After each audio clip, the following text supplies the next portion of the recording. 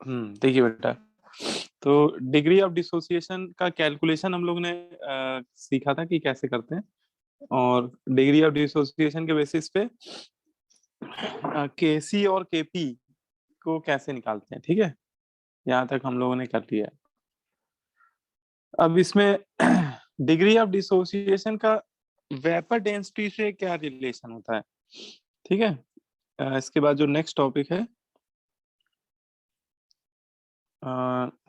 यह है relation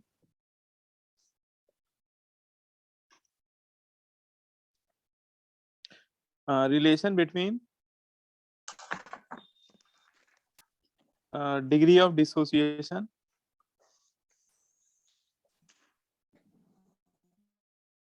relation between degree of dissociation and vapor density।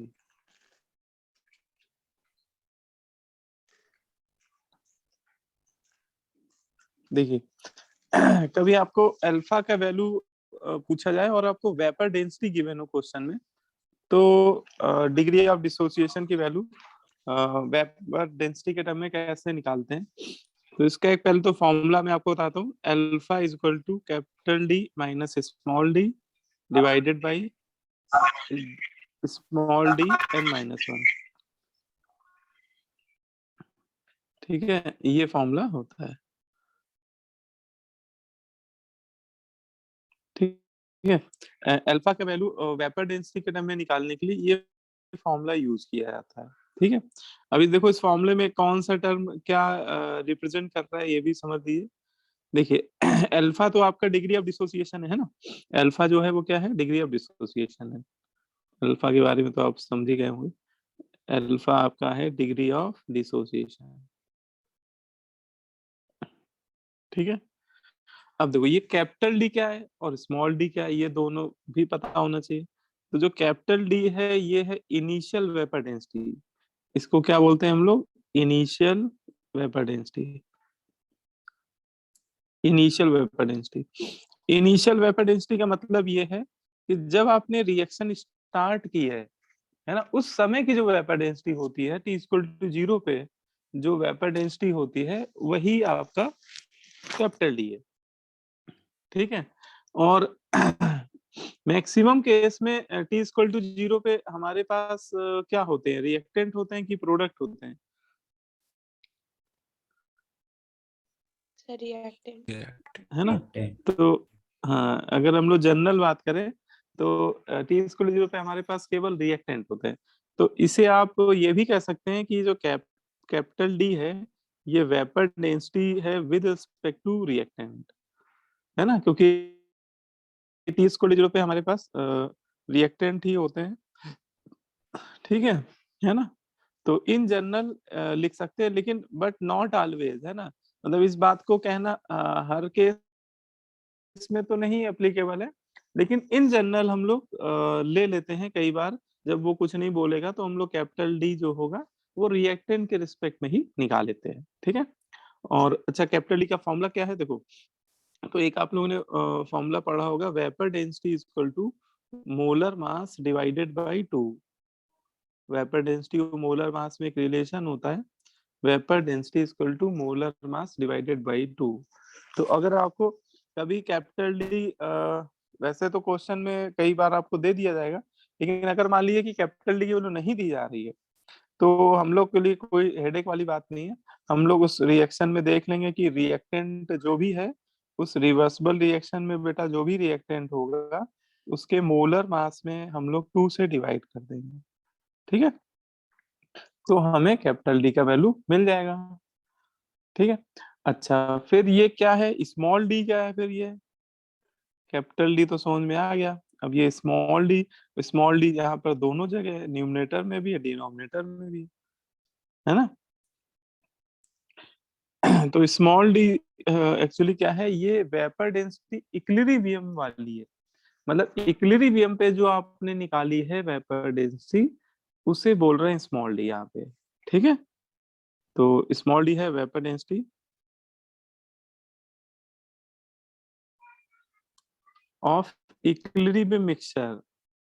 ये इक्विलिब्रियम मिक्सचर के लिए डिफाइंड होती है।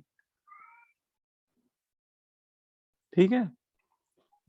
सर ये कैपिटल डी वाले फॉर्मूले में सर जो कैपिटल एम है वो मोलर मास है।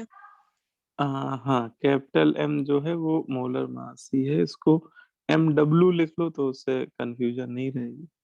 ठीक है, MW है ना। और ये जो स्मॉल डी है, ये वेपर डेंसिटी इक्विलिब्रियम पे जो आप निकालेंगे वो होगी। ठीक है, vapour density at equilibrium mixture. और देखिए इक्विलिब्रियम पे इतना सभी को पता है कि इक्विलिब्रियम पे हमारे पास रिएक्टेंट के भी कुछ मोल होंगे और प्रोडक्ट के भी कुछ कुछ मोल होंगे, है ना। तो वहां पे जो निकाला जाएगा मोलर मास, उस समय इक्विलिब्रियम पे जो मोलर मास निकाला जाएगा वो एवरेज मोलर मास होगा, है ना। वो क्या होगा, average molar mass, M average, average molar mass जो इक्विलिब्रियम पे निकाला जा रहा होगा, और डिवाइडेड बाई 2 कर देंगे तो उससे स्मॉल डी आ जाएगा। ठीक है, तो ये आपको एवरेज मोलर मास क्वेश्चन में या तो दिया जाएगा, है ना, ज्यादातर तो केस में दे ही दिया जाएगा। तो average molar mass divide by 2 करके हम लोग स्मॉल डी निकाल लेंगे। और एवरेज मोलर मास को ही एबनॉर्मल मोलर मास भी बोल दिया जाता है। अगर कहीं पे बेटा आपको लिखा मिल जाए एबनॉर्मल मोलर मास, तो एबनॉर्मल मोलर मास आप समझ जाएगा, अच्छा इक्विलिब्रियम पे जो एवरेज मोलर मास आ रहा है उसे ही बोला जा रहा है एबनॉर्मल मोलर मास। ठीक है, क्लियर है। Yes sir. अच्छा, एक इसमें छोटा सा टर्म और है, देखो स्मॉल एन भी है यहाँ पे, है ना, इस फॉर्मूले में। तो ये स्मॉल एन क्या है ये भी समझ लेते हैं। देखिए स्मॉल एन जो यहाँ पे लिखा जा रहा है या फॉर्मूले में यूज हो रहा है ये टर्म, तो स्मॉल एन है number of moles of product, number of moles of product. हाँ, केवल इसमें गैसों के ही लीजिएगा, गैसियस या एक्वस हो तो उसको भी ले लीजिएगा। तो number of moles of product with respect to 1 mole of reactant. Reactant के 1 मोल के रिस्पेक्ट में, रिएक्टेंट के 1 मोल के रिस्पेक्ट में कितने मोल्स प्रोडक्ट के बन रहे हैं, वो आपका एन का वैल्यू है, स्मॉल एन का वैल्यू। ठीक है, बोलो भाई, आई बात समझ में। Yes sir. यस अब इसमें देखिए एग्जाम्पल, एग्जाम्पल में जैसे मैंने लिख दिया N2O4। ठीक है, N2O4 गैस कन्वर्ट हो रहा है ट्वाइस ऑफ NO2। मान लिया कि ये इक्विलिब्रियम है, ये इक्विलिब्रियम हमको दिया हुआ है। ठीक है, तो देखो दो चीजें हम लोग को निकालनी आनी चाहिए, एक तो कैपिटल डी का वैल्यू निकालना आना चाहिए और एक स्मॉल एन का वैल्यू। तो इस रिएक्शन में आपसे अगर कोई पूछे कि कैपिटल डी का क्या वैल्यू होगा तो कैसे निकालेंगे बताइए।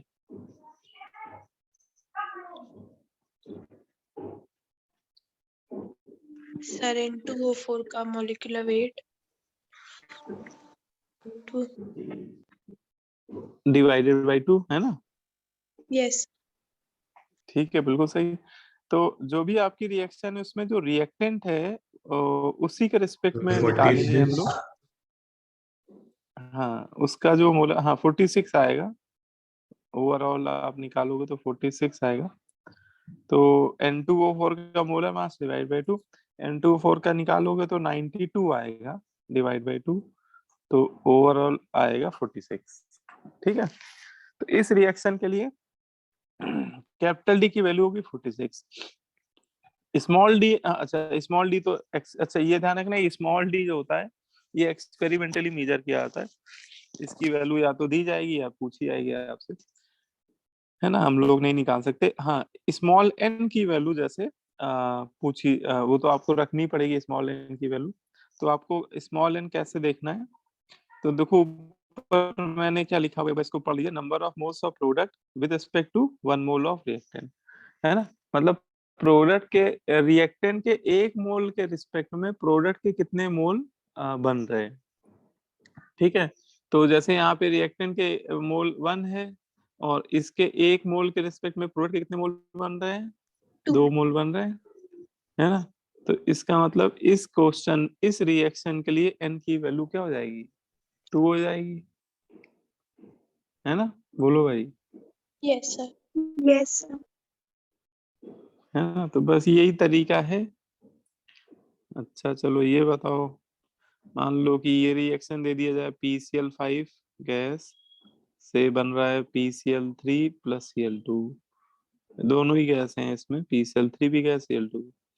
अब जैसे आपसे पूछा है कि इस रिएक्शन के लिए कैपिटल डी का क्या वैल्यू होगा, बताइए क्या होना चाहिए। कैपिटल डी हो जाएगा molar mass of PCl5 divided by 2। ठीक है। PCl5 का या तो आप लोग याद ही रखिएगा, क्योंकि कई बार आपको मिलेगा ये। इसका मोलर मास होता है 208.5 डिवाइडेड बाई 2, तो ये आ जाएगा 104.25। ठीक है। तो ये आपका PCl5 का क्या आ गया, डी आ गया। और इस रिएक्शन के लिए स्मॉल एन का वैल्यू क्या होना चाहिए?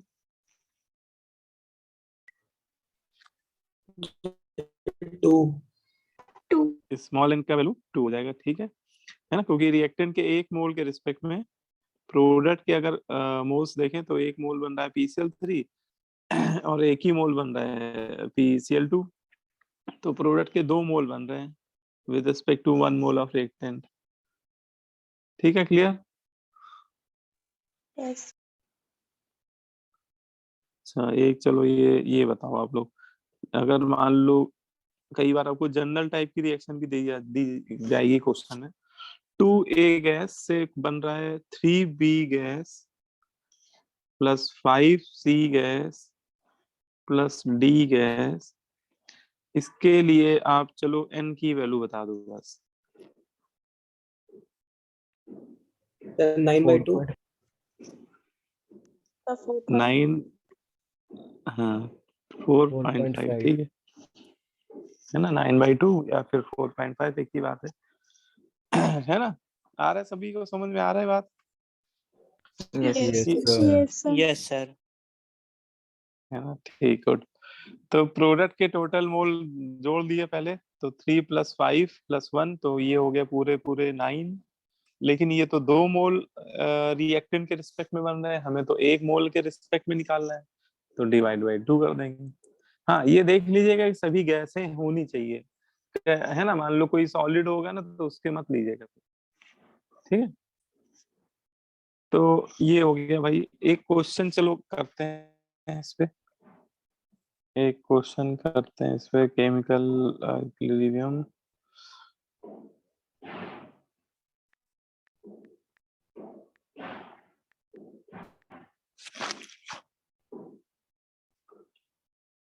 ये वाला कर लो, इसमें सारी चीजें पूछ डाली उसने एक ही क्वेश्चन में।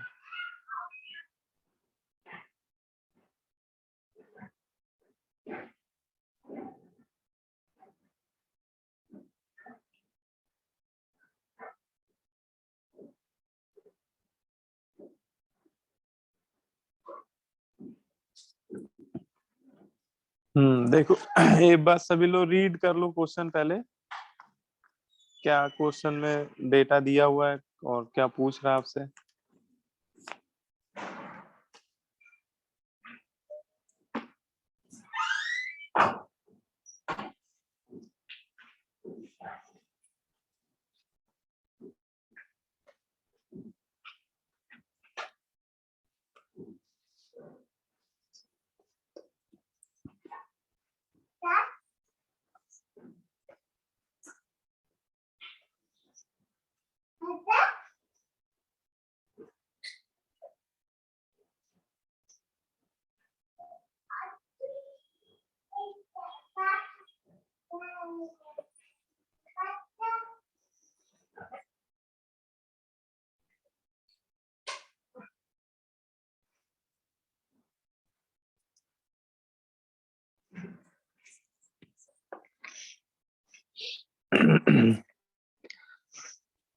हाँ कर लिए, रीड कर लिए सभी ने?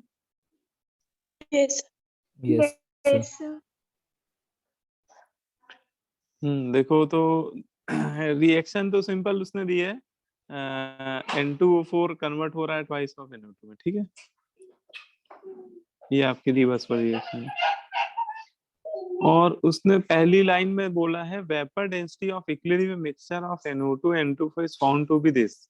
आपको उसने इक्विलिब्रियम पे जो वेपर डेंसिटी वो दे दी है, और इक्विलिब्रियम पे वेपर डेंसिटी मतलब स्मॉल डी का वैल्यू उसने दे दिया है ना। तो स्मॉल डी की वैल्यू आप लिख लीजिए 38.33। और फिर आपसे कह रहा है कैलकुलेट फर्स्ट पार्ट में एबनॉर्मल मॉलिक्यूलर वेट। ठीक है, तो एबनॉर्मल मॉलिक्यूलर वेट आप लोग समझ पा रहे हो क्या पूछ रहा है?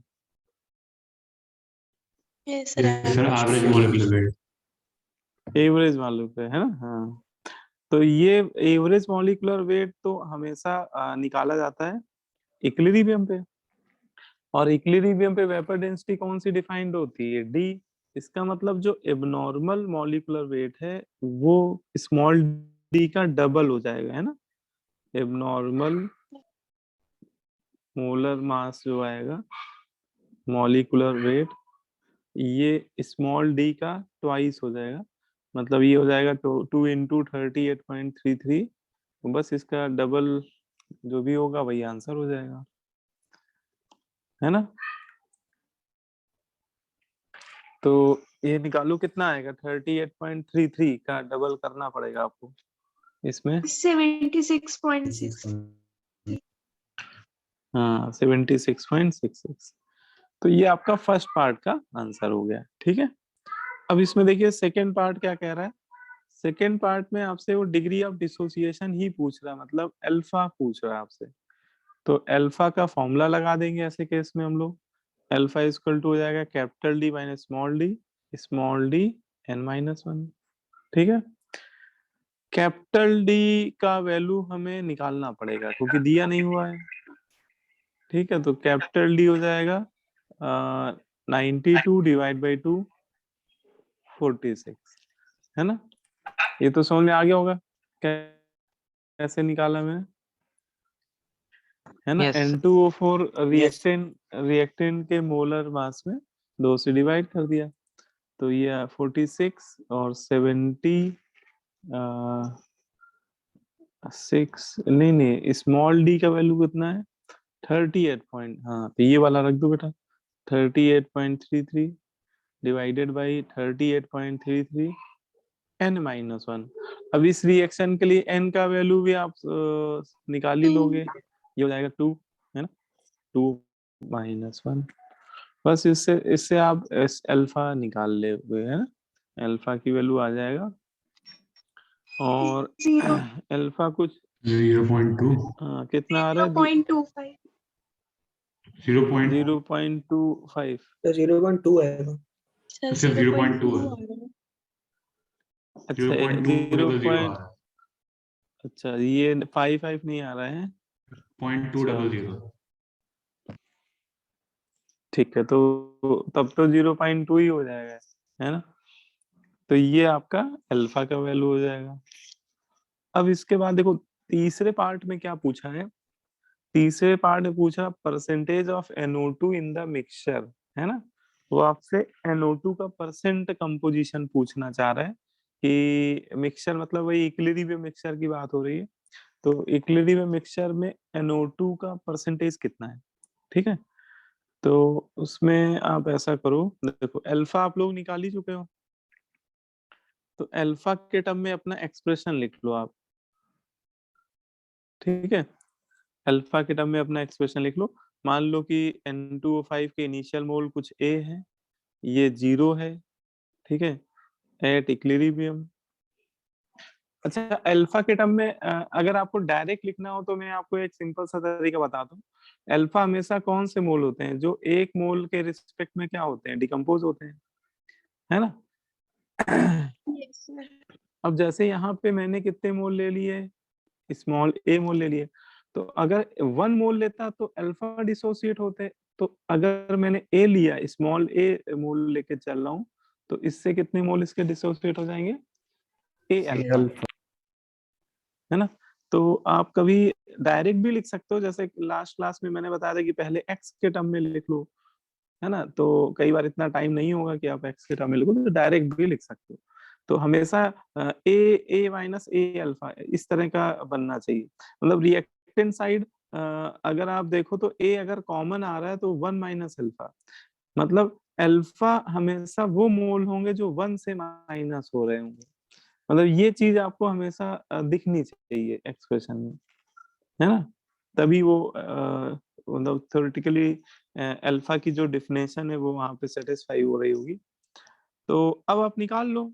देखिए, अगर आपसे पूछ रहा है mole percent of NO2 at equilibrium, तो एक NO2 के मोल परसेंट अगर आपसे पूछ रहा है इक्विलिब्रियम पे, तो ये तो बहुत आसानी से निकाल सकते हैं। कैसे? देखो, इक्विलिब्रियम पे मोल कितने बन रही है हमने निकाल ही लिए अल्फा के टर्म में। इक्विलिब्रियम में NO2 के मोल बन रहे हैं 2A अल्फा। अब डिवाइड बाय बटा टोटल मोल कर दीजिए, इक्विलिब्रियम पे टोटल मोल कितने, तो टोटल तो इन दोनों के मोल के सम के बराबर हो जाएगा, है ना? तो ये हो जाएगा A minus A alpha plus 2 alpha, तो ये आएगा A प्लस ए अल्फा, है ना? तो इससे डिवाइड कर दीजिए, ये टोटल मोल से डिवाइड कर दिए A plus A alpha into 100। ठीक है, अब A तो कॉमन लेके देखो कैंसिल ही हो रहा है, तो ये बचा 2 alpha divide by 1 plus alpha into 100। Alpha की वैल्यू हम लोग ऊपर निकाले ही थे, है ना? 0.2 आ रहा था, तो ये यहाँ तो रख देंगे। बस इससे हमारा NO2 का परसेंट कंपोजिशन मिल जाएगा। ठीक है, इक्विलिब्रियम पे कितने परसेंट वो बन रहा है ना? क्लियर यस है ना? समझ में आना चाहिए भाई सभी को। अब इसमें Yes. लास्ट पार्ट क्या कह रहा है? देखो, लास्ट पार्ट कह रहा है KP for the reaction if total pressure is 2 atm। अब देखो लास्ट में उसने KP भी पूछ लिया, है ना? यही बच रहा था बस, KP भी पूछ दिया। तो देखो इस रिएक्शन का हम लोग ने एक्सप्रेशन शायद बनाया होगा पिछली क्लास में, NO2 वाले का बनाया था कि नहीं? चलो बना लेते हैं, उसमें कोई टाइम तो नहीं लगेगा। हम लोगों ने अल्फा के टर्म में लिख ही रखा है, तो फिर एक लाइन में हो जाएगा। देखो, इसका KP का एक्सप्रेशन अगर मैं बोलूं तो क्या हो जाएगा? देखो, NO2 के मोल जो भी है ना, वो लिख लीजिए 2 अल्फा और इसका होल स्क्वायर कर दीजिए। ठीक है, तो क्या हो जाएगा 2A अल्फा होल स्क्वायर क्यों किया समझ में आ गया? क्योंकि इसका कोफिशिएंट इसकी पावर में आएगा, है ना? Yes sir divided by A minus A alpha. अच्छा, इसकी पावर तो 1 ही आएगी N2O4, और इनटू क्या करते थे? PT upon N total, PT upon N total raise to power delta NG, है ना? इससे डायरेक्ट आपका एक्सप्रेशन बनता हुआ दिखेगा। बाकी ये तो आ रहा है 4।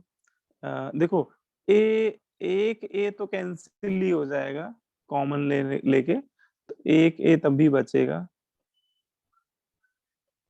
और PT अपॉन N टोटल अभी हम लोग निकाले थे A प्लस ए अल्फा आ रहा था, और डेल्टा NG इसका देखोगे तो 2 माइनस 1 1। अब एक A जो बचा हुआ है ये इससे कैंसिल हो जाएगा, तो ये आपका आ रहा है 4 alpha square divide by 1 minus alpha square into PT। ये आ गया KP का एक्सप्रेशन। ठीक है, अब देखो बेटा, अल्फा आप निकाल ही चुके हो, अल्फा की वैल्यू आपको पता है 0.2, और PT उसने दे रखा है 2 atm, है ना? देखो इस वाले पार्ट में उसने टोटल प्रेशर की वैल्यू दी हुई है ना? देखो कह रहा है KP of the reaction if total pressure is 2 atm, तो टोटल प्रेशर मतलब PT दिया हुआ है, PT 2 atm रख दो, अल्फा 0.2 हो जाएगा, उससे हमारा KP आ जाएगा। ठीक है, हो जाएगा, यस सर है ना? तो आप उससे निकाल दो, KP की वैल्यू एग्जैक्ट आ जाएगी।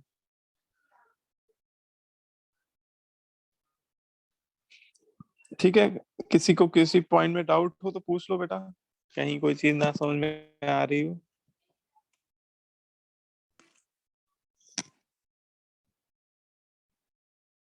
आ रहा है बेटा समझ में?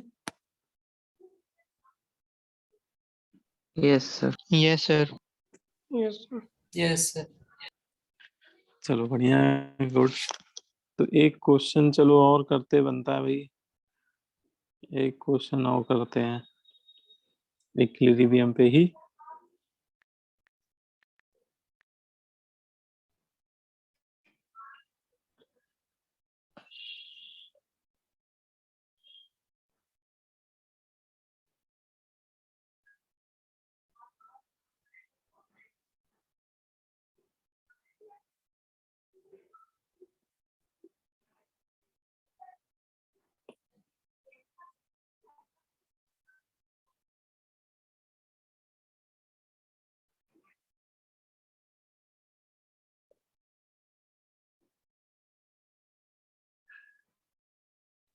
है। देखो ये एक क्वेश्चन है, ये ग्राफ इसमें आपको पूछा है उसने, कौन सा ग्राफ सही है, एक बार इसको रीड कर लीजिए क्या एग्जैक्ट क्या पूछ रहा है।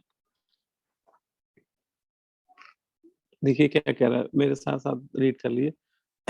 In the dissociation of N2O4 into NO2, N2O4 का डिसोसिएशन हो रहा है NO2 में, ठीक है। तो इससे ये समझ में आ रहा है कि रिएक्शन तो सिंपल है इसमें, N2O4 डिसोसिएट होगा तो 2 मोल बन जाएंगे NO2 के, है ना। और आपको कह रहा है 1 plus alpha values with vapour density ratio is given by. अच्छा, 1 प्लस अल्फा की जो वैल्यू है वो वेपर डेंसिटी के रेशियो से कैसे डिपेंड कर रही है। अगर आप चारों ग्राफ में ध्यान से देखो तो उसने वाई एक्सिस में लिया है 1 प्लस अल्फा और एक्स एक्सिस में लिया है capital D upon small D. तो आपको ग्राफ का नेचर बताना है कि 1 प्लस अल्फा जो है वो capital D upon small D के रिस्पेक्ट में कैसे वेरी कर रही है ना। एक बार करो, अटेम्प्ट करो इसको।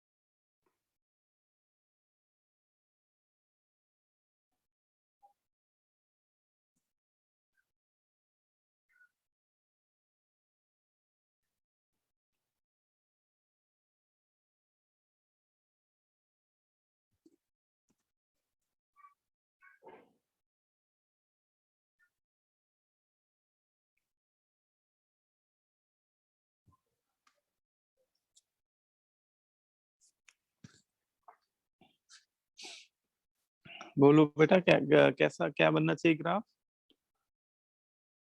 ABCD में कौन सा सही है।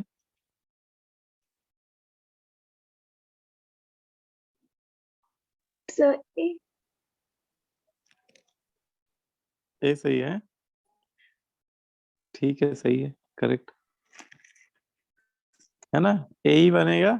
Yes sir. ये तो मतलब सभी से हो जाना चाहिए, आसान है क्वेश्चन।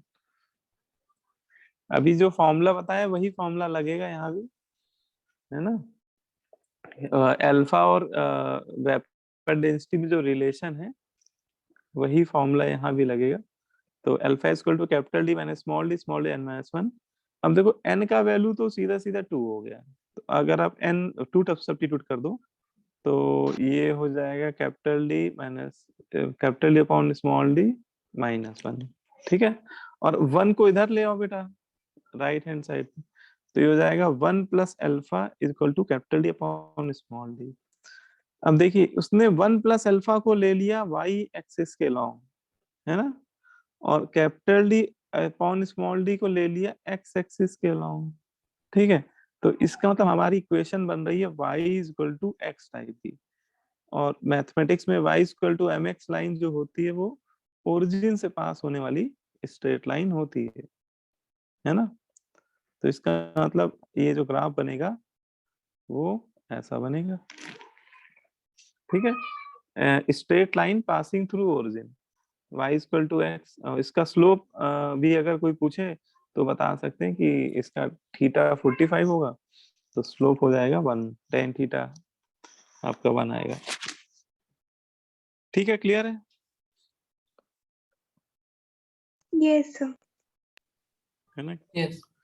तो इससे सब इस तरह के क्वेश्चन बहुत बेसिक है, कॉमन फॉर्मूले बेस्ड क्वेश्चन इसमें बनते हैं। अब इसके बाद इसमें लिखिए, नेक्स्ट टॉपिक है हेट्रोजीनियस इक्विलिब्रियम, है ना। अगला टॉपिक है हेट्रोजीनियस इक्विलिब्रियम।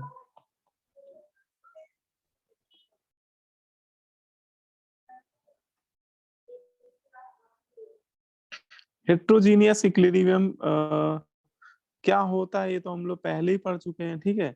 हेट्रोजीनियस इक्विलिब्रियम ऐसे इक्विलिब्रियम होते हैं जिसमें दो या दो से ज्यादा फेसेस प्रेजेंट होती हैं इक्विलिब्रियम पे, है ना।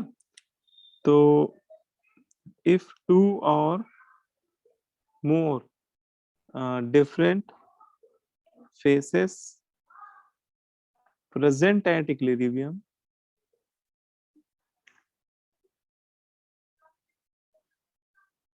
then this type of equilibrium is called heterogeneous equilibrium.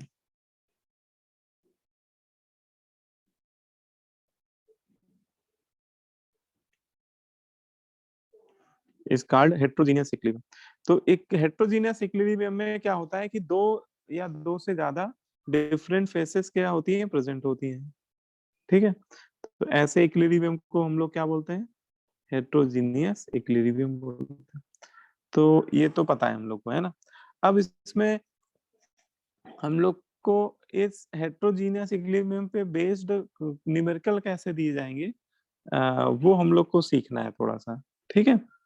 तो इसमें ज्यादातर क्वेश्चन ऐसे दिए जाएंगे कि इसमें आपको मैं दो टाइप बताता हूँ, देखो, है ना। देखो, उसको टाइप में डिवाइड कर दूंगा तो तुम लोग के लिए थोड़ा आसान हो जाएगा समझना। दो टाइप से क्वेश्चन पूछे आते हैं, ठीक है, टाइप 1 एंड टाइप 2। टाइप 1 में क्या है कि आपको जो भी रिवर्सिबल रिएक्शन दी है हेट्रोजीनियस इक्विलिब्रियम की, उसमें देखिएगा कि गैसें अगर केवल प्रोडक्ट साइड प्रेजेंट हो, if gaseous species are only present at product side, अगर गैसियस स्पेसीज केवल प्रोडक्ट साइड प्रेजेंट हो in given heterogeneous equilibrium, ठीक है। तो अगर गैसें केवल प्रोडक्ट साइड प्रेजेंट हो, मान लो आपको ऐसी कोई रिएक्शन दे दी गया है, उसमें गैसें केवल प्रोडक्ट साइड हो, है ना। हाँ, रिएक्टेंट साइड केवल सॉलिड हो या लिक्विड हो भी हो सकता है, लेकिन गैसें जितनी भी है अगर वो सारी की सारी किधर हो, प्रोडक्ट साइड हो, तो उसमें उन क्वेश्चन को कैसे करना है ना। तो उसमें आप उसमें टाइप 1 जो है वो वाला कॉन्सेप्ट लगाएंगे जो टाइप 1 में हम लोग पढ़ने जा रहे हैं। देखिए, अमोनियम एक एग्जांपल से कर लेते हैं, अमोनियम बाईसल्फाइड ले लेते हैं। अमोनियम बाईसल्फाइड बेटा सॉलिड होता है, और इससे जो प्रोडक्ट बन रही है बेटा वो गैसें बन रही है। इससे एक गैस बन रही है अमोनिया और एक गैस बन रही है H2S, है ना। अब है तो ये हेट्रोजीनियस इक्विलिब्रियम, है ना, है तो ये हेट्रोजीनियस इक्विलिब्रियम। अब आपको अगर ऐसा बोला जाए द टोटल प्रेशर, आपको टोटल प्रेशर दे दिया जाए इक्विलिब्रियम पे, the total pressure observe at equilibrium, the total pressure observe at equilibrium is PT. Equilibrium पे टोटल प्रेशर क्या दिया जाए, पीटी दे दिया जाए, और फिर आपसे पूछा जाए देन कैलकुलेट केपी केसी, ठीक है। दोनों चीजें निकालनी है ना। टेम्परेचर कोई कांस्टेंट टेम्परेचर मान लेते हैं 300 केल्विन। तो कैसे करेंगे इस तरह के क्वेश्चन को, वो हम लोग को समझना है भाई, है ना। क्वेश्चन तो समझ में आ गया। Yes sir. ठीक है, रिएक्टेंट से प्रोडक्ट बन रहा है, प्रोडक्ट गैस से केवल प्रोडक्ट साइड ही है ना। ये थोड़ा इसमें ध्यान देने वाली बात है कि गैसें जो है वो केवल प्रोडक्ट साइड ही है, और आपको उसने टोटल प्रेशर दे दिया है पीटी, ठीक है, और आपसे कह रहा है केपी बता दो, केसी बता दो, दो चीजें पूछ रहा है ना। तो कैसे करना है, कैसे मतलब करेंगे? तो देखो इसमें एक आपको मैं लॉजिक बताऊंगा, वो लॉजिक समझने का प्रयास कीजिएगा, ठीक है।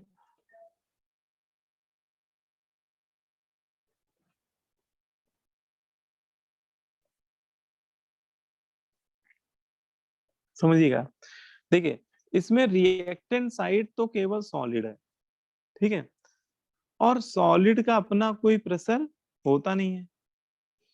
बोलो भाई, सॉलिड का अपना प्रेशर क्या होता है?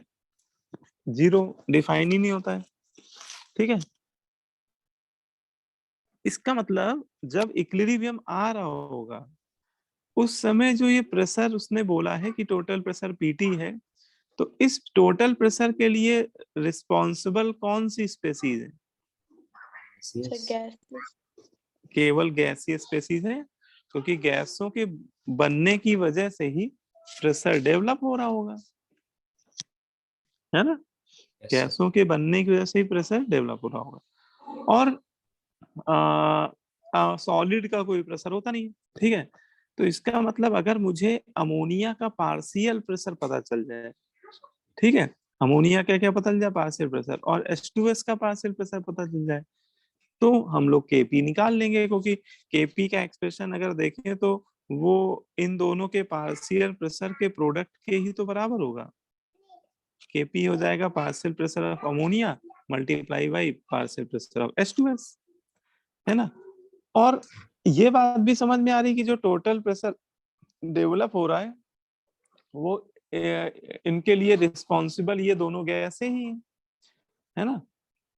अब इन गैसों के मोल का रेशियो देखो जरा, तो ये गैसें 1:1 के रेशियो में बन रही है। किस रेशियो में बन रही है? 1:1 के रेशियो में बन रही है। इसका मतलब दोनों गैसों का इक्वल कंट्रीब्यूशन है उसके प्रेशर में, है ना। इसका मतलब क्या है कि अमोनिया का जो प्रेशर होगा वो PT/2 होगा, पार्शियल प्रेशर, और H2S का भी जो पार्शियल प्रेशर होगा वो भी PT/2 होगा। नहीं समझ में आया? यस। है ना, देखो ना, सिंपल सी बात है। बता दो। हाँ, फिर समझ लीजिए कि दोनों गैसें इक्वल प्रोपोर्शन में बन रही है। अगर इनके मोल का रेशियो देखें तो 1:1 के रेशियो में बन रही है, ठीक है, और इनके बनने की वजह से ही टोटल प्रेशर पीटी डेवलप हो रहा होगा। तो अगर आपसे पूछा जाए कि किसी एक गैस का पार्शियल प्रेशर कितना होगा, तो वो होगा PT/2, वो PT/2, क्योंकि इन दोनों का सम ही पीटी के बराबर आना चाहिए डाल्टन लॉ के अकॉर्डिंग। डाल्टन लॉ ये तो कहता है ना कि एक एक मिक्सचर में जितनी भी गैसें हैं उन गैसों के पार्शियल प्रेशर का सम ही टोटल प्रेशर के बराबर होता है ना। Yes, sir. क्लियर हो रही बात कि नहीं हो रही? या फिर चलो अच्छा, मैं आपको वही सर, वही। एक्सप्रेशन लिख के भी आप कर सकते हो, ऐसा नहीं है कि जैसे हम लोग अभी अभी तक करते आ रहे थे ना होमोजीनियस इक्विलिब्रियम में, ऐसे ही हेटेरोजीनियस में भी करते हैं। चलो कि इसके मान लेते हैं मैंने ए मोल लिए, अभी इनके बने नहीं, 0 0, ठीक है। फिर कुछ समय बाद जब इक्विलिब्रियम आया तो इसके मोल हो गए A-X, इसके बन गए X, इसके भी बन गए X, ठीक है। अब अगर हमें केपी निकालना है, जैसे मान लो केपी का एक्सप्रेशन निकालना है, तो वहां पे हम लोग क्या करते हैं? वहां पे हम लोग क्या करते हैं, पहले इनके मोल लिख लेते हैं X/X, है ना, X/X डिवाइडेड बाई A-X। करेंगे कि नहीं करेंगे? इससे डिवाइड करेंगे? No. नहीं, नो सर। इससे नहीं करेंगे क्योंकि ये सॉलिड है ना, तो इससे मत करना, ठीक है। तो X/X ये लिख लिया, इंटू PT/N टोटल करना पड़ेगा, तो PT/N टोटल। अब N टोटल में भी बेटा केवल गैसों की मोल लीजिएगा, तो गैसेस में दो ही है, तो X+X मतलब 2X हो जाएगा, है ना, और इसकी पावर डेल्टा NG। तो इसमें देखिए आ जाएगा X² और PT 2X² का हो जाएगा 4X², x square square cancel ही हो गया, तो ये आ गया पीटी स्क्वायर बाई 4, ये आ गया केपी। देखो, है ना, मतलब आप जैसा होमोजीनियस इक्विलिब्रियम में कर रहे थे वैसा ही करिए, मतलब कुछ नया नहीं है इसमें। बस ये ध्यान रखना पड़ेगा कि जो सॉलिड ऑलिड कोई अगर कंपोनेंट है तो उसका उसके मोल ओल मत कंसीडर करिए, है ना। जैसे ये नहीं पता चला कि आपने टोटल में तीनों ही के ऐड कर दिए, आपने बोल दिया टोटल मोल ए प्लस एक्स हो गया, तो फिर वो वहां गड़बड़ हो जाए। टोटल मोल में भी केवल गैसों के ही मोल लेने पड़ेंगे हम लोग को, टोटल मोल में भी हमें केवल गैसों के ही मोल लेने पड़ेंगे, ठीक है। तो ये आपका केपी आ गया। या फिर जैसे मैं पहले बता रहा था, वो थोड़ा और शॉर्टकट है, मतलब कि उसमें क्या है कि इतना मतलब जो जितना आपने किया है उतना भी करने की जरूरत नहीं पड़ेगी। वो थोड़ा सा सोचने, मतलब कि समझने वाली बात है, थोड़ा सा लॉजिक है कि जब टोटल प्रेशर कह रहा है वो पीटी है और दो ही गैसों हैं, दो ही गैसें हैं, है ना, और दोनों का बराबरी का हिस्सा है, 1:1 का रेशियो है, तो इसका मतलब आधा प्रेशर ये गैस डेवलप कर रही होगी और आधा ही प्रेशर ये गैस डेवलप कर रही होगी, है ना। इसका मतलब केपी अगर हम लोग यहाँ पे बोल रहे तो केपी तो डायरेक्ट इनके पार्शियल प्रेशर के प्रोडक्ट के ही तो बराबर होगा, है ना। और ये दोनों Yes. क्या आ गया, PT by 2 into PT by 2, वो सीधे सीधे आ गया पीटी स्क्वायर बाई 4, है ना। तो आप ऐसे कर लो या फिर आप मोल के टर्म में लिख के करो, आए आंसर वही आएगा, आंसर तो सेम ही आएगा। लेकिन ऐसे क्या है कि आप जल्दी आंसर निकाल सकते हो, ठीक है। अच्छा, एक बार केपी आ गया तो फिर केसी भी निकाल ही लोगे, है ना। उसके उसके लिए दो ऑप्शन है, या तो आप एक्सप्रेशन से लिखो या एक हम लोगों ने फॉर्मूला भी पढ़ रखा है, केपी बराबर केसी आर टी की पावर डेल्टा एन जी, इसका भी यूज कर सकते हो आप लोग कि केपी की वैल्यू जो आ गई वो यहाँ रख दो, आर ओ टी रख देना, डेल्टा एन जी आपको निकालना आता ही है वो रख दीजिए, उससे आपका केसी आ जाएगा, ठीक है। तो एक बार केपी आ गया तो केसी भी आप आसानी से निकाल ले जाओगे, ठीक है। अच्छा देखो, आपको थोड़ा इस वाले मेथड की प्रैक्टिस करा देते हैं, ये वाला जो मेथड है, ये वाला मेथड थोड़ा ऐसा है कि ये प्रैक्टिस कर लोगे ना तो ये आपको ज्यादा अच्छा लगेगा। अब ये क्या है कि ऐसे तो आप करते ही चले आ रहे हो, है ना, ये इस तरह से लिख के तो आप निकाल ही लोगे, है ना। देखो इसमें थोड़ा सा आपको एक एग्जांपल और कराता हूँ मैं।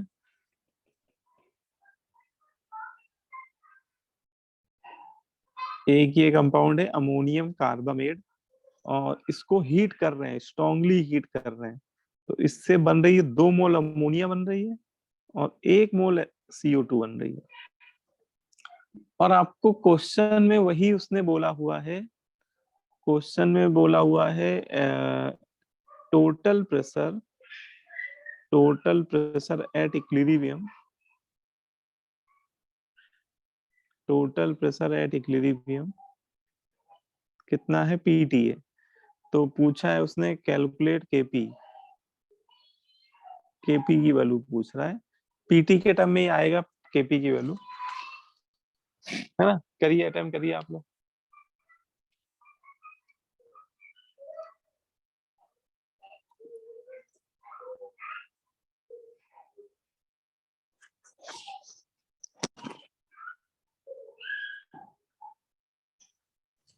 Yes sir. हाँ, कितना आ रहा है? Sir 2 pt²/9।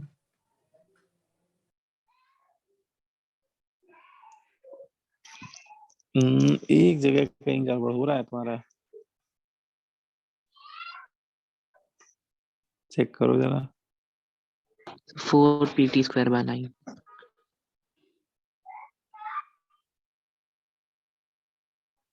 4 pt square upon 9। चलो ये तो ऑब्जेक्टिव क्वेश्चन बन गया भाई, ये तो सर एक 2 बच्चे ने आंसर दिया 4 Yes, PT. sir, 2p. Sir, 2pt square by 9. एक आ रहा है 2 पीटी स्क्वायर बाई 9। और कोई तो नहीं आ रहा इसके अलावा? Sir, 2pt square upon 27. 2 PT square upon 27। एक चलो मैं लिख देता हूँ 4 पीटी क्यू अपॉन 27।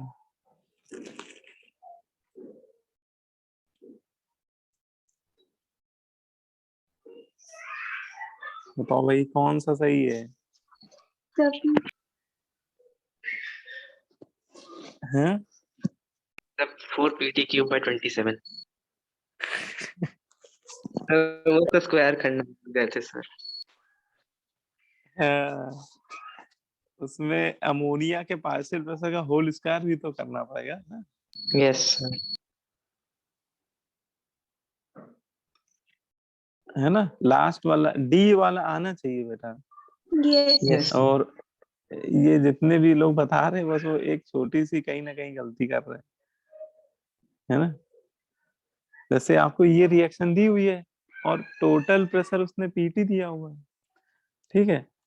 तो आप ऐसे समझो कि गैसें केवल प्रोडक्ट साइड ही है, तो जो भी प्रेशर डेवलप हो रहा है वो इन्हीं के मोल के रिस्पेक्ट में डेवलप हो रहा होगा, ठीक है।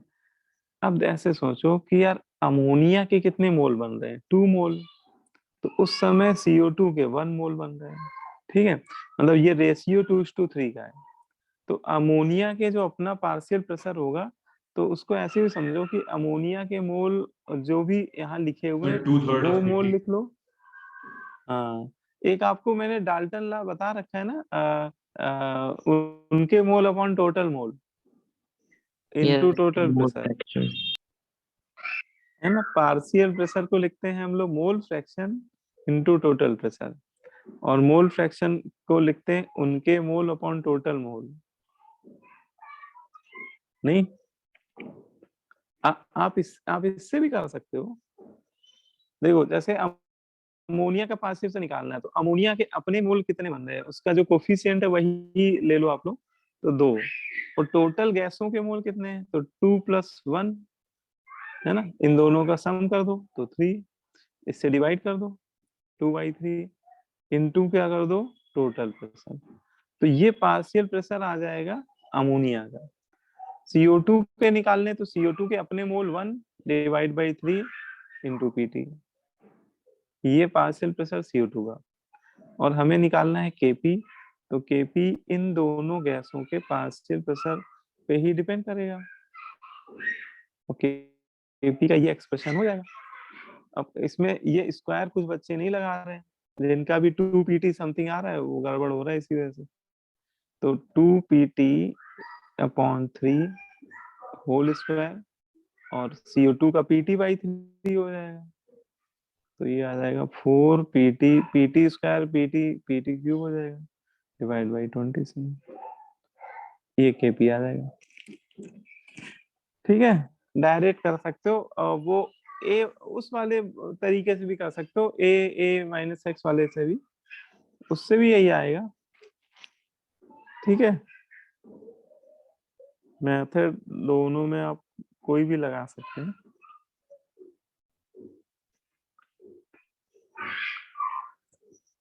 ठीक है, क्लियर। चलो फिर आगे बढ़ते हैं। इसमें हाँ, एक टाइप तो मैंने बता दिया, एक टाइप और इसमें है वो भी लिख लीजिए। टाइप 2 उसको बोल सकते हो आप लोग।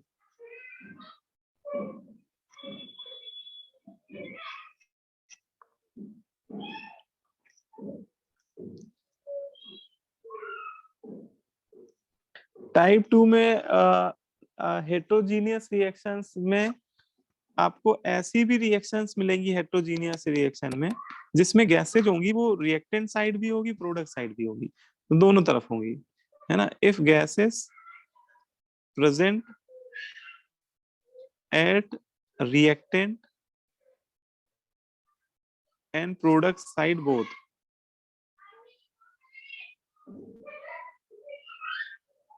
तो अगर ऐसा हो कि गैसें दोनों साइड प्रेजेंट हो, रिएक्टेंट साइड भी प्रेजेंट हो और प्रोडक्ट साइड भी प्रेजेंट हो, है ना, और वो हेट्रोजीनियस भी हो, तो फिर कैसे करेंगे, है ना। तो फिर इसमें ध्यान रखना कि जब भी ऐसा होगा कि रिएक्ट गैसें अगर दोनों साइड है ना, तो फिर अभी जो ये तरीका हम लोग लगा रहे थे पार्शियल प्रेशर वाला, वो मेथड फिर नहीं एप्लीकेबल होगा, वो मेथड फिर हम लोग नहीं लगा पाएंगे, है ना।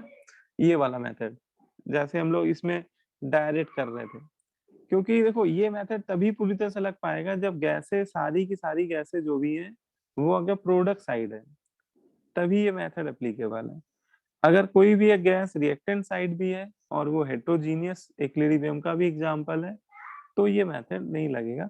हाँ, लेकिन जो ये वाला मेथड था, जो मैंने एक्स वाला मेथड बताया था, ये सदाबहार मेथड है, ये हमेशा वैलिड रहेगा, है ना। तो ऐसे केस में फिर आप यही वाला मेथड लगाइएगा, एक्स वाला मेथड से, ठीक है। बोलो भाई। यस ऐसे Yes, केस में फिर हम लोग को वही मेथड लगाना पड़ेगा। चलो एक एग्जांपल से ही समझ में आएगी वो बात अच्छे से।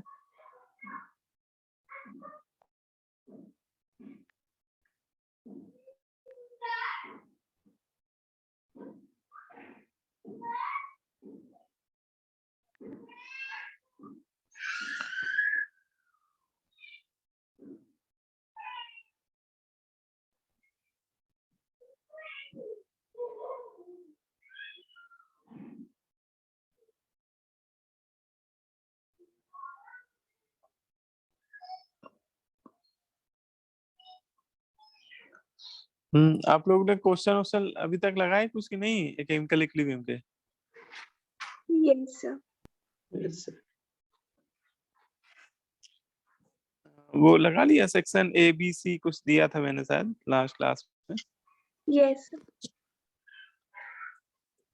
अच्छा, तो हो गए क्वेश्चन के अभी डाउट है उसमें? मतलब सारे क्वेश्चन हुए कि कुछ क्वेश्चन में अभी डाउट है?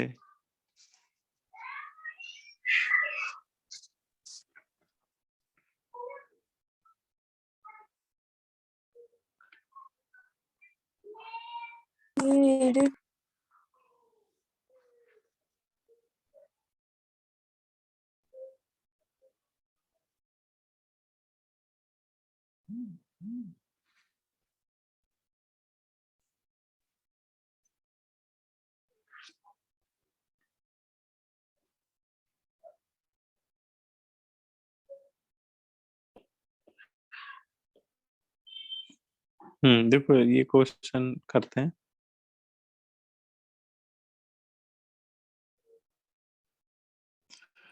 देखिए बेटा, क्वेश्चन क्या है पहले समझ लेते हैं, क्वेश्चन क्या कह रहा है।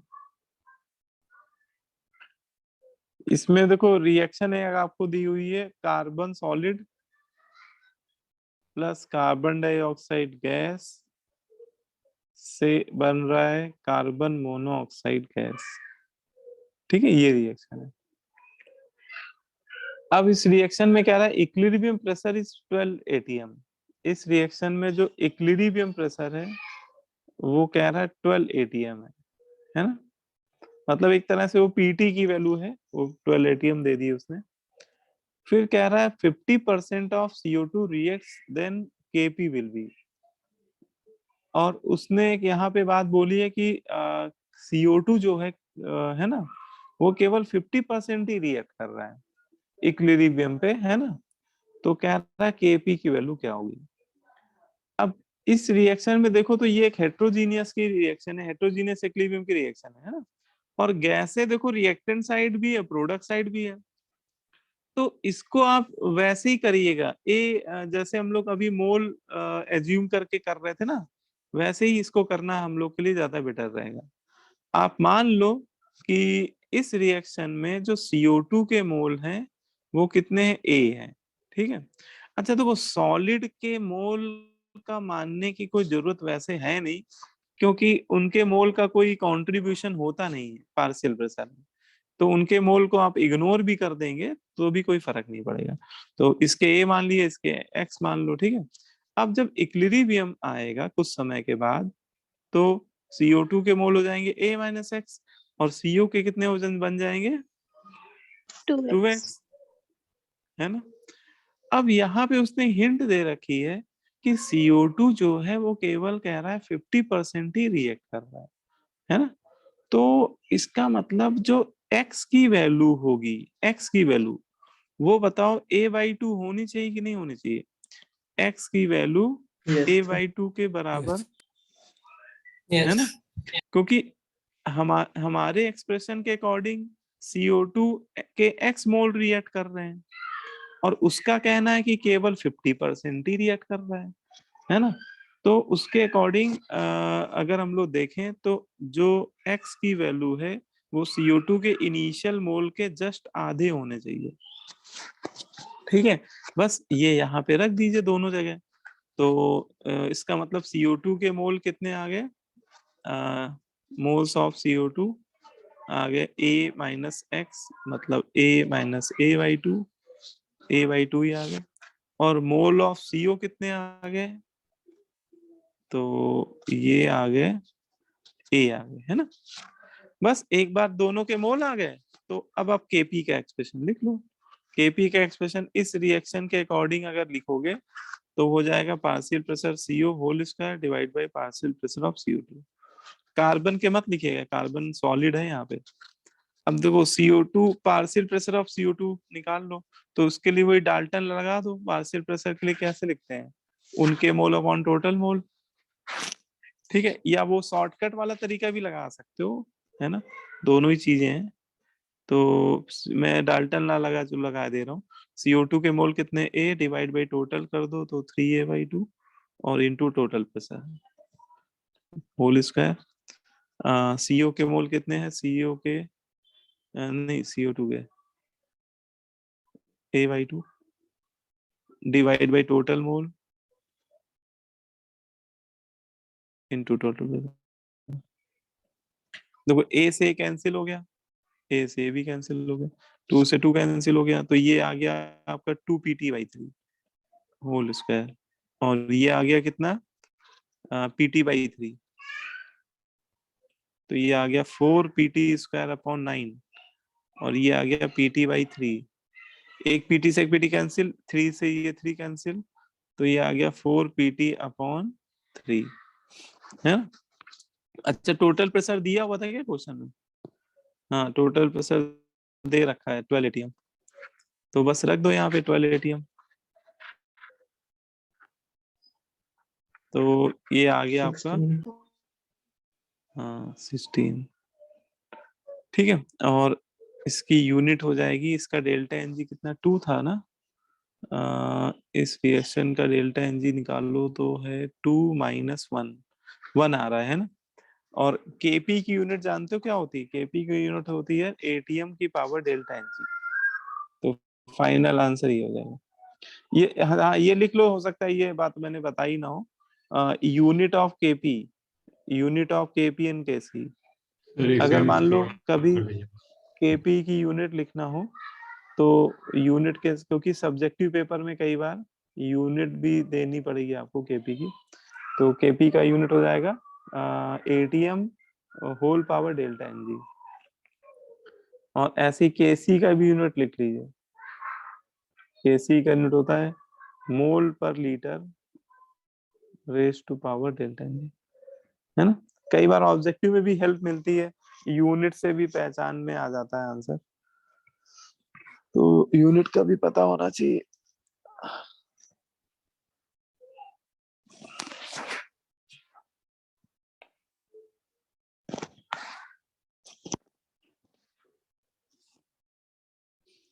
सॉलिड जो है ना उसको इग्नोर करके चलिएगा हमेशा, चाहे केपी निकालिए चाहे केसी निकालिए, सॉलिड के मोल्स हमेशा इग्नोर करके चलने हैं आपको।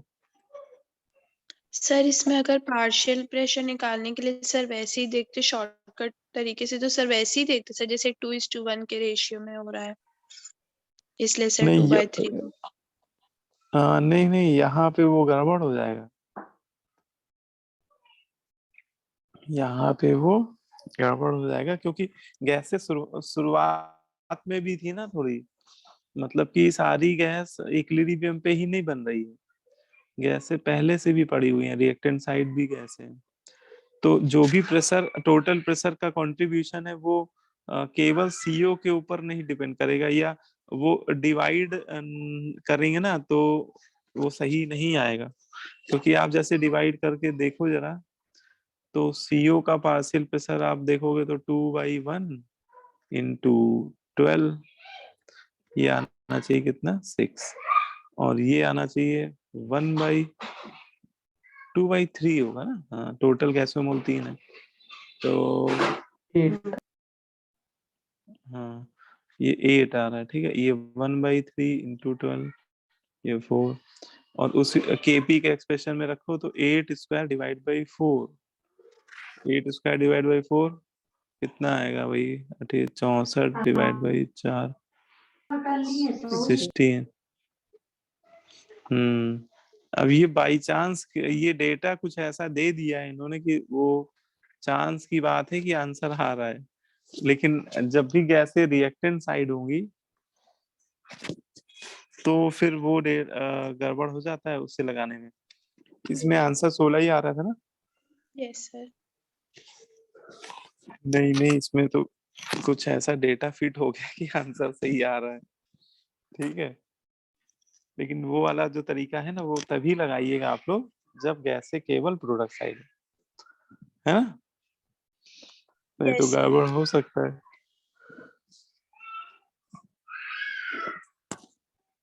तो ये हो गया हेट्रोजीनियस इक्विलिब्रियम आपका मैंने करा दिया, ठीक है। अब इसके बाद आएगा next topic, thermodynamics of equilibrium.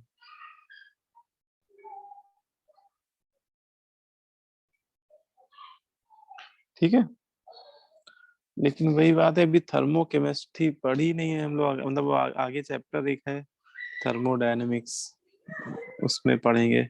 चलो अभी खैर इस चैप्टर में तो मेन मेन आपको फॉर्मूले ही याद रखने हैं, थर्मोडायनेमिक्स ऑफ इक्विलिब्रियम।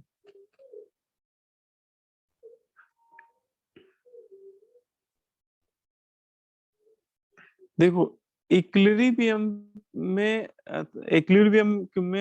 कोई भी रिएक्शन अगर आती है जब, तो वहां पे थर्मोडायनेमिक्स के कॉन्सेप्ट क्या कहते हैं, मतलब थर्मोडायनेमिक फंक्शन को कैसे कैलकुलेट करते हैं।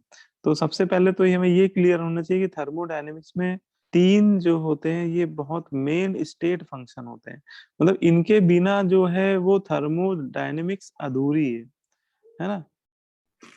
थर्मोडायनेमिक्स इन तीन फंक्शन के बिना इनकम्प्लीट है, ठीक है, ये ब्रह्मा विष्णु महेश है ना, इनके बिना सृष्टि की परिकल्पना नहीं कर सकते हम लोग।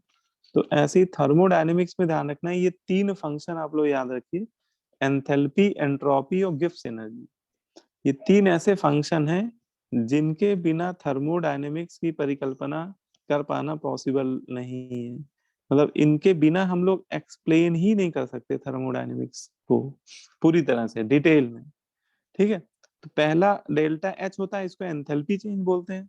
दूसरा फंक्शन डेल्टा एस होता है, इसको एंट्रोपी चेंज कहते हैं, डेल्टा मतलब ऐसे ही चेंज होता है, और डेल्टा जी को बोलते हैं गिब्स फ्री एनर्जी चेंज। तो ये तीन थर्मोडायनेमिक फंक्शन है, ठीक है।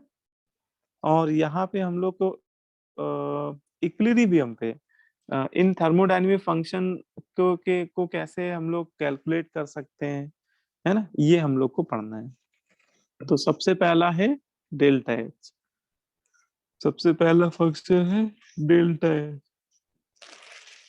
देखो भाई क्या कहता है डेल्टा एच, तो इसमें वांट ऑफ इक्वेशन एक होती है, want of equation, want of equation से ये एक्सप्लेन होता है। वांट ऑफ इक्वेशन का कॉन्सेप्ट क्या है, वांट ऑफ इक्वेशन ये बोलती है कि किसी रिएक्शन का जो इक्विलिब्रियम कांस्टेंट होता है वो टेम्परेचर का फंक्शन होता है, मतलब इक्विलिब्रियम कांस्टेंट मतलब केसी हो या केपी हो, is a function of temperature,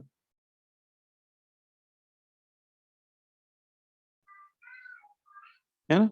Kp और Kc जो होते हैं वो किसी भी रिएक्शन का Kc या Kp टेम्परेचर पे डिपेंड करता है, टेम्परेचर का फंक्शन होता है। कहने का मतलब कि इस रिएक्शन का अगर टेम्परेचर मान लो आपने T1 सेट कर दिया है ना, उस समय उसका जो इक्विलिब्रियम डिफाइन होगा, उसका इक्विलिब्रियम कांस्टेंट कुछ मान लिया K1 होगा, और अगर आपने टेम्परेचर बदल दिया, उसका T2 पे सेट कर दिया, तो T2 पे जो इक्विलिब्रियम आ रहा होगा और उसका जो इक्विलिब्रियम कांस्टेंट आप मेजर कर रहे होगे वो K2 हो मान लिया मैंने। तो टेम्परेचर आपने ऐसे बदल दिया तो बेटा इक्विलिब्रियम कांस्टेंट का जो वैल्यू होगा या मैग्नीट्यूड होगा वो भी बदल जाएगा, वो भी चेंज हो जाएगा। ठीक है, टेम्परेचर बदलने पे Kp और Kc की वैल्यूज भी चेंज हो जाती है। ठीक है, इस बात को एक्सप्लेन किया था इन्होंने, वान थाप नाम के साइंटिस्ट ने। ठीक है, और आप उसको निकालने का एक रिलेशन भी दिया था कि कभी आपको किसी न्यूमेरिकल में ऐसा पूछ दिया जाए कि T1 टेम्परेचर पे भैया K1 है इक्विलिब्रियम कांस्टेंट, तो T2 पे कितना हो जाएगा, तो हम लोग निकाल भी सकते हैं। इसका एक फॉर्मूला है log K2 divide by K1 is equal to delta H divided by 2.303 R bracket 1 by T1 minus 1 by T2। मतलब इस फॉर्मूले से हम लोग कैलकुलेट भी कर सकते हैं। ठीक है, इस फॉर्मूले से हम लोग कैलकुलेट भी कर सकते हैं। सर एक मिनट तो स्क्रॉल। अच्छा, एक एक मिनट। तो ये फॉर्मूला हम लोग को पता होना चाहिए। Yes sir, thank you sir. है ना, हो गया, नोट हो गया। Yes sir, thank you sir.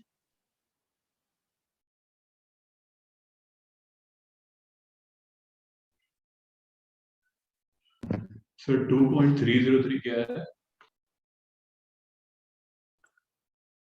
ये कांस्टेंट होता है, ये अच्छा, कांस्टेंट होता है। और ये एक्चुअली कन्वर्जन फैक्टर होता है। जब भी लॉग बेस ई को लॉग बेस 10 में कन्वर्ट करना होता है तो इसी फैक्टर का यूज करते हैं, है ना। मतलब जो ln होता है, ln मतलब लॉग बेस ई होता है। जैसे ln x को आप log x में कन्वर्ट करना चाहते हो तो आपको मल्टीप्लाई करना पड़ेगा इस फैक्टर से। ठीक है, तो यहाँ पे वो जो उसका जब आप थर्मोडायनेमिक्स में डेरिवेशन देखेंगे तो तब आपको समझ में आएगा कि जो लॉग है, ln जो है वो लॉग में कन्वर्ट हो रहा है। ठीक है, ओके इसलिए वो सर। फैक्टर उसमें आता है। ठीक है,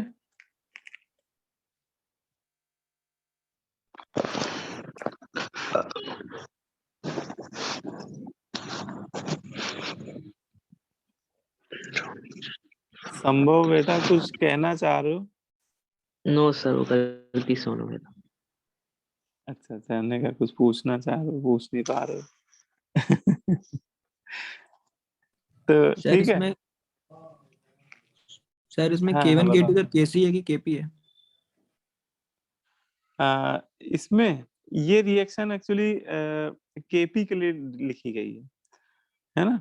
इसमें जो K1 K2 है ना वो केपी है, लेकिन वैसे मतलब इस फॉर्मूले में K1 K2 केपी है, लेकिन केपी हो चाहे केसी हो, डिपेंड दोनों ही टेम्परेचर पे करते हैं। ठीक है, यस सर। डिपेंड दोनों ही टेम्परेचर पे करते हैं। तो ये हो गया, इसी के आगे फिर बढ़ते हैं। एक तो ये फॉर्मूला हम लोग को पता होना चाहिए। ठीक है, अच्छा, इस फॉर्मूले का एक रिजल्ट है, वो भी चलो मैं लिख देता हूँ क्योंकि कई बार इसमें छोटे मोटे ऑब्जेक्टिव क्वेश्चन पूछे आ सकते हैं। इस फॉर्मूले का एक रिजल्ट है कि अगर आप टेम्परेचर बढ़ाते हैं, है ना, अगर आप टेम्परेचर क्या करते हैं, बढ़ाते हैं, तो उसका जो इक्विलिब्रियम कांस्टेंट होता है वो बढ़ भी सकता है, वो घट भी सकता है ना। लेकिन ये कैसे पता चलेगा कि कब बढ़ेगा कब घटेगा? It depends on nature of reaction, वो रिएक्शन के नेचर पे डिपेंड करेगा क्योंकि रिएक्शंस थर्मोडायनेमिक्स में दो तरह से एक्सप्लेन होती हैं, एक्सोथर्मिक और एंडोथर्मिक। ठीक है, तो अगर कोई रिएक्शन एंडोथर्मिक है, अगर कोई रिएक्शन क्या है, एंडोथर्मिक, अच्छा हम कैसे जानेंगे रिएक्शन एंडोथर्मिक है?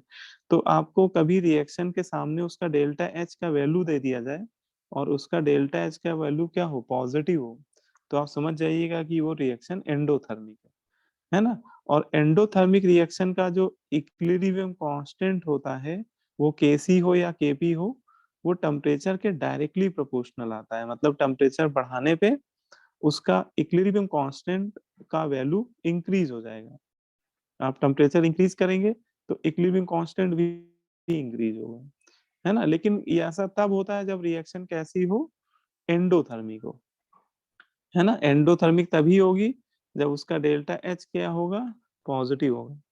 लेकिन अगर मान लो कोई रिएक्शन कैसी है, एक्सोथर्मिक है, और एक्सोथर्मिक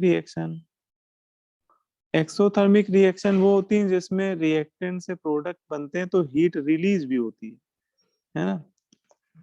एक्सोथर्मिक रिएक्शन में हीट क्या होती है, रिलीज होती है, हीट रिलीज्ड बाय सिस्टम। ये चाहो तो लिख लेना अगर ना पता हो आप लोगों को। एक्सोथर्मिक में क्या होता है, heat released by system. System मतलब जिस कंटेनर या जिस वेसल में रिएक्शन हो रही है ना, उससे हीट रिलीज हो रही होगी। और एंडोथर्मिक में उल्टा होता है, हीट एब्जॉर्ब बाय सिस्टम। उसमें सिस्टम जो है ना वो हीट एब्जॉर्ब करता है।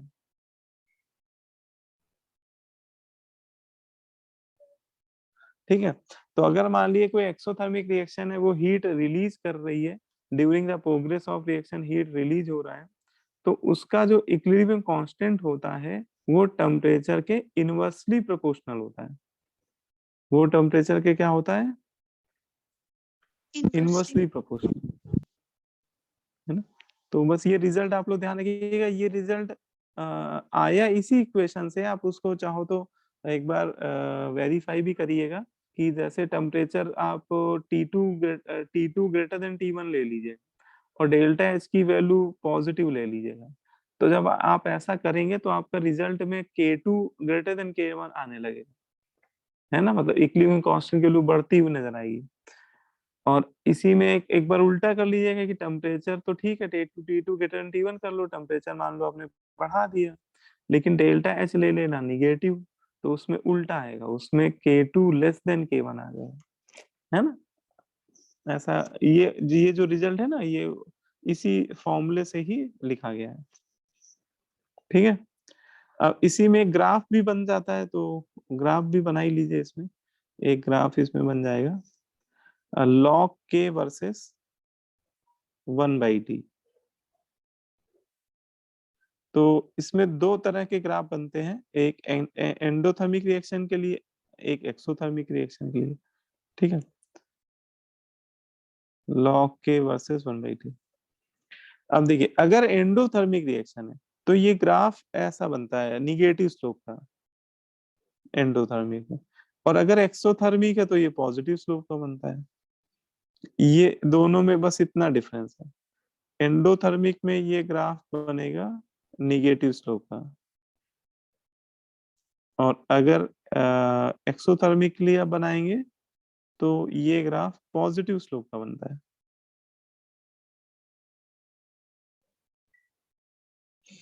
ठीक है ना। ये ग्राफ भी उसी इक्वेशन से ही बन रहा है ना। ये ग्राफ को भी आप उस इक्वेशन से रिलेट कर सकते हैं। तो एक तो ये हो गया, दूसरा इसमें जो डेल्टा जी है वो भी इम्पोर्टेंट है। उसका भी रिलेशन लिख लीजिए, relation between delta G and equilibrium constant. Delta G और इक्विलिब्रियम कांस्टेंट में भी एक रिलेशन होता है। डेल्टा जी इक्वल टू, देखिए क्या फॉर्मूला है। ये फॉर्मूला वैसे थर्मोडायनेमिक्स जब पढ़ेंगे तो वहां पे इसका डेरिवेशन भी देखने को मिलेगा।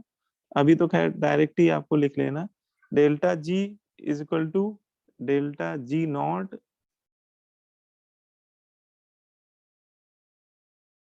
Plus R T L N Q. ये फॉर्मूला होता है, delta G is equal to delta G not plus R T L N Q.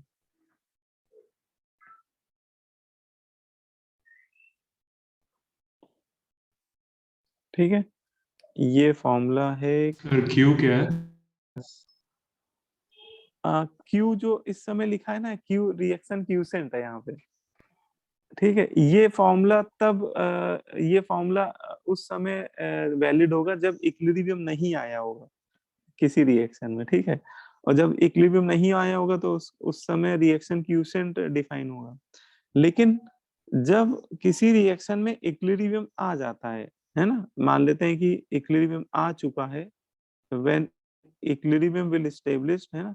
तो अगर इक्विलिब्रियम एस्टेब्लिश हो चुका है ना, तो इक्विलिब्रियम पे एक डेल्टा जी 0 हो जाता है।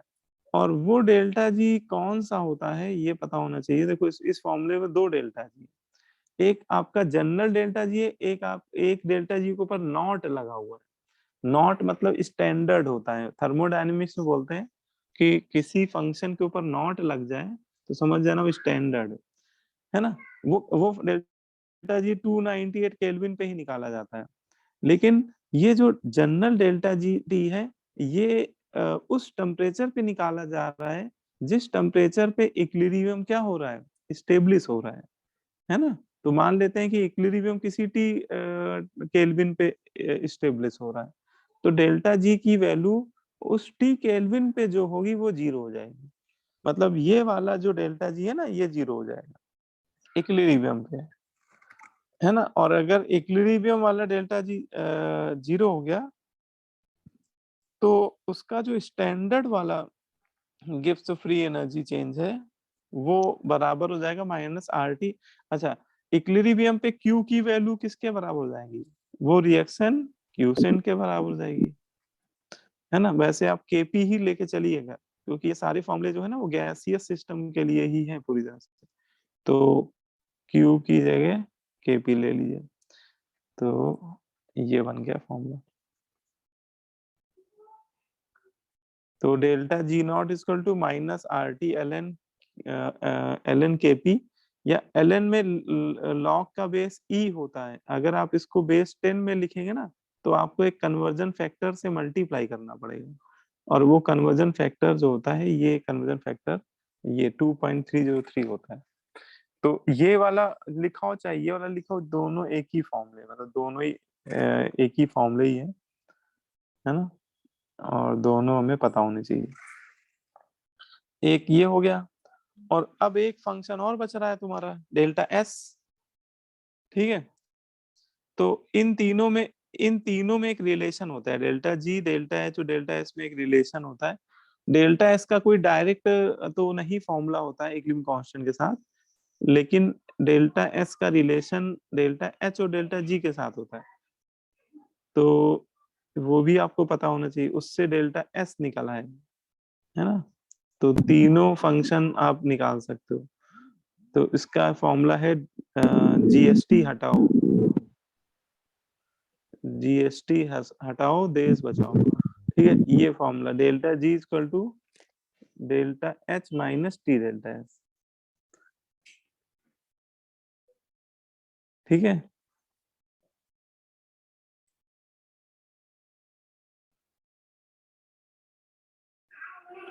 तो ये वाला फॉर्मूला भी ध्यान रखना, क्योंकि आपने जैसे डेल्टा जी निकाल लिया, डेल्टा एच की भी निकाल लिया इसकी वैल्यू, और आपसे डेल्टा एस पूछे वो, तो फिर आपको ये फॉर्मूला लगाना पड़ेगा।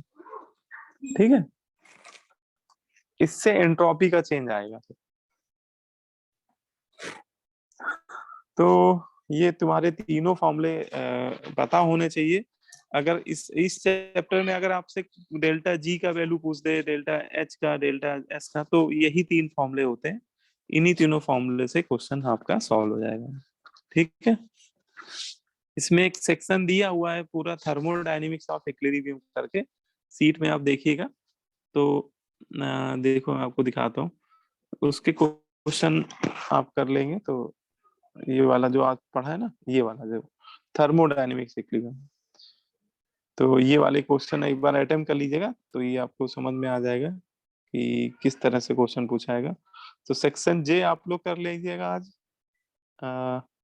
और ये वाला तो शायद मैं दे ही दिया होगा सेक्शन आई, या नहीं दिया होगा तो कर लीजिएगा, degree of dissociation and vapour density.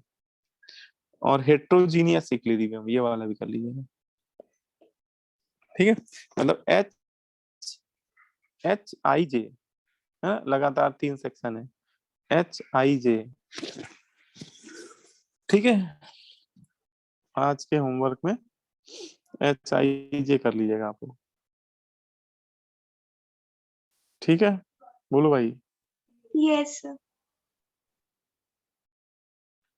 तो मैंने लिख लिख भी देता हूँ जिससे आपको याद रहे।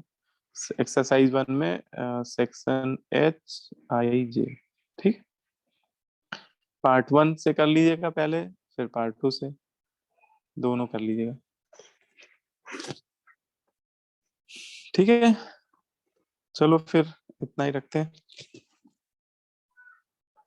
है ना। कोई डाउट हो तो पूछ लीजिए।